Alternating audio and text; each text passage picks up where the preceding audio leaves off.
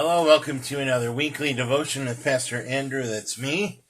Now we are entering into the third week of Lent as I try and get comfortable here. The third week of Lent as we walk on this journey along with Christ each year, right? Each year, doing these things, contemplating what is it? What is our connection with Christ, our faith? What does this all mean? This specific season to focus on that. As I get older and as I'll say I get more experience in being a minister in this whole ministry situation, I was going to say ministry situation I find myself in this calling and just this time of contemplation all the time. I am slowly moving away from Lent being this, not slowly, I'm moving away from Lent being this like dark time of year. Yes, it is a time to contemplate things. Yes, we are with Christ walking toward what? Toward the cross, right? His cross. Soon Holy Week will be upon us, and just the awe, but then also the overshadowing of that, as Christ died and makes this great sacrifice. I'm just moving away from that because I really like what I said a few weeks ago in reading. What if we looked at this not as a season of sorrow, of struggle, of suffering, but a season of recovery, of claiming our identity, right? Because that's what Christ is doing in the wilderness, yes? Here is your identity. This is who you are. Now, what will you do with it? And, Satan, right? All the names that go along with that, right? Satan, the dark one, the tempter, what's the one? Oh, I can't forget the one that it translates in the book of Job, like the anti-advocate. Anyway, all of this, that's what's being contemplated. Okay, so this week, in fact, I didn't look. I'm going to look while we're recording this. I'm not really sure what the gospel is. Let's see. Oh, yes, the woman at the well. Yes. Interestingly enough, in our midweek worship, I think this week we are doing, yes, we have the prodigal son, and then next week we have the woman at the well. So we get a preview of next Wednesday, this coming Sunday, but not this Wednesday because that's the prodigal son.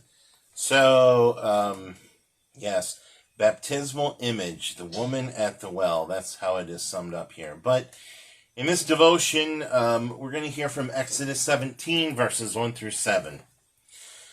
Now, from the wilderness of Sin, Sin capitalized, the whole congregation of Israelites journeyed by stages as the Lord commanded. They camped at Rephidim, but there was no water for the people to drink. The people quarreled with Moses and said, "Give us water to drink." Moses said to them, "Why do you quarrel with me? Why do you test the Lord?" But the people thirsted there for water.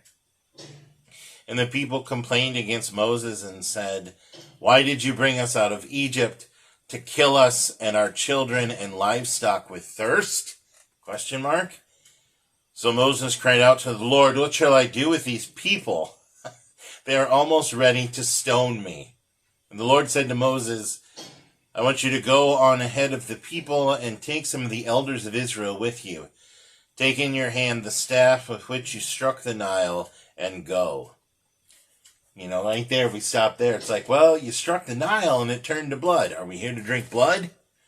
I have to imagine as the elders are walking with them, they're like, what is going on?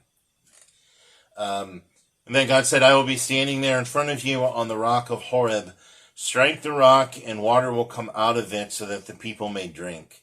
Moses did so in the sight of the elders of Israel. He called the place Massa and Meribah because the Israelites quarreled and tested the Lord, saying, "Is the Lord among us or not?" Thinking about something else. So yes, here's that. Interesting. I'd want to do a little study here. I don't remember it. From the wilderness of sin, capitalized, as in it's a proper noun, proper name. But here we have Moses striking the rocks and water comes out. If not a proof text, truth text that God is with the people, then what is? Yes? Because it happens. So our devotion comes from, I like these because they kind of maybe give some in-depth. And of course I haven't read this devotion yet.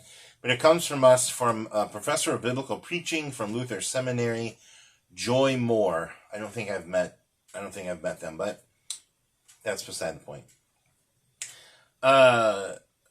Professor Moore writes this: today's reading returns us to a familiar memory. Recently escaped from Egyptian oppression, the promises of freedom and abundance that motivated the wilderness wanderers now cloud their imagination. Yes, right? And there's some grace here. Fatigue and thirst will do that, yes. But that line, right? I don't have a... We have too many touch screens, non-touch screens. This is what we need to think about. So Moses, right? All the Israelites, soon-to-be Israelites, leave Egypt, right? They're out in the wilderness. They do this big circle for 40 years, right? When they should have just done a straight shot, but because of the things they've done, there's this time of contemplation. Again, the season, or a sign of Lent, right? A connection there for us. Think about who you are. What's your identity? It all comes back to that. So they wander in this circle.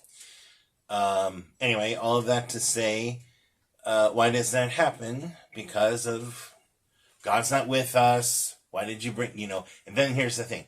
Why did you bring us out here to die? Well, what were you going to do? You were in slavery. You had a whatever their domiciles were. I mean, it's the slavery, quote, slavery then wasn't quite as we might think of it now. But still, there's oppression, it's not necessarily what we might see in the movie. For example, the one that always comes up, the Ten Commandments, whips and beatings and things like that. But yeah, that happened. But it's servitude. They were lower, and they were made sure to be known that they were lower. So what would happen? They would die, right? Whatever the cruelty was, but there are differences. Anyway, you brought us out here to die. We were fine back there, right? I mean, yeah, we were slaves, but we had a house or a roof over our head and enough food to get by. But see, it's interesting. It's like you brought us from, what they're saying is, well, it was wonderful where we were, and now look where we are. Again, it's faith, right? It's identity. It's all these things working together. Anyway, so off on a tangent. So, the promises of freedom and abundance that motivated the wilderness wanderers now cloud their imagination. Fatigue and thirst will do that. There's that moment in every journey when your inner child exercises uncontrollable honesty to scream, "Are we there yet?"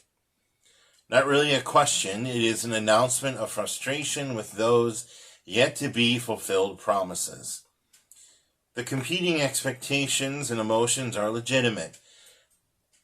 Exactly. I think what we need, something to think about here, if anyone watching this was at our Ecumenical Ash Wednesday service, Pastor Paul from the UCC Church made a very good point. And unless you've actually been there, unless you've actually experienced it, you really don't, there's just this slight bit of disconnect that you might think is tiny, but is actually huge. What is the difference between being hungry, thirsty, and starving and completely dehydrated, right? When you're, it's thinking of, oh gosh, I haven't eaten since this morning, I'm hungry. The difference is, well, what sounds good? Well, I guess I could go for a burger, but maybe not this. Or, gosh, it'd be nice to have a good Caesar salad. But the difference is when you don't have those things, because it's just not there, food just isn't there, and it's days and days, and someone offers you soggy bread or something that, I mean, immediately everyone would be like, no. That's the greatest. It doesn't matter. You're eating, you're drinking. That is the greatest meal, the greatest drink that you have ever had. There's quite a difference. And again, I think that's a bit of a disconnect. No, I know that is a bit of a disconnect that we suffer greatly from in our Western culture. And I know a lot of you might be saying, wow, Pastor Andrew, he takes up a lot of the screen. He's never experienced that. I have. And there is a difference. But, so there's that difference there. So I think all that to say, keep that in mind as we're thinking about these people, Yes, they were slaves, but they were being fed. Maybe not every day, but they did have food. They did have these things. And now Moses comes and they're excited for their freedom because they've never known that. Yet here they are in the middle of the desert. And there's no food, there's no, as we'll hear, they get manna and things like that. But here they are. And the people are complaining. So anyway, that's what the writer says here. The competing expectations and emotions are legitimate. The season of Lent eventually exposes everyone's agony with delayed gratification. In these liminal moments, Scripture confirms God provides all our needs. Like a prepared parent revealing a secretly packed toy or downloaded video or queuing up a favorite song to occupy the next half hour, God knows where the water is along the dry side of a rocky mountain. Oh, by the way, the last time this happened at Marah, they were just one exit from the water oasis at Elim. Yeah, so, that was in Exodus 15. This is Exodus 17. So, so what are we talking about here? I think it comes back to the faith, right? The coming back to the faith. It's just about faith, and that is so difficult, and that's what this season of Lent is all about, right? Identity, faith, what does that mean to us? And the question of, is God with us? Because so many times it does not feel like it, but God is. God is still there with us. God, where we may feel alienated from God, God does not alienate God's self from us. God is there. Something we hear all the time, but now is especially the time during Lent to realize who we are. Whatever I bid my sermon this last Sunday. Yes. So, and this reminder that our devotional writer has here, and this keeps happening in Exodus, so even here we are thousands of years later, and it's the same. Even if God was right there, well, as soon as something isn't, it's like, well, God's left us. Can we do a little better? Huh? Yeah. Let's close in prayer. God who provides, today we acknowledge the volume of our quarrels, yes. Yet we choose to focus on the promise still to come. Because in this liminal moment, your Spirit again reminds us of both your loving presence and that you never tire of quenching our daily thirsts. Amen. Yeah. This is one of those times that God says, all right, here's what you're going to do. Go over here, do this. It's like, all right, I hear what's happening. I'm listening. I know people don't think I am. I'm listening. I'm here with you. I haven't abandoned you. I will never abandon you. One of the first promises, right? The covenant that has never been broken. I'm here with you. Go take them so that they see. Hit those rocks with that fancy staff of yours. And you will have water, right? This is where you get water from the rocks, this miracle. It's where you get the manna from heaven, right? This miracle, all these things. So, until next week, God bless.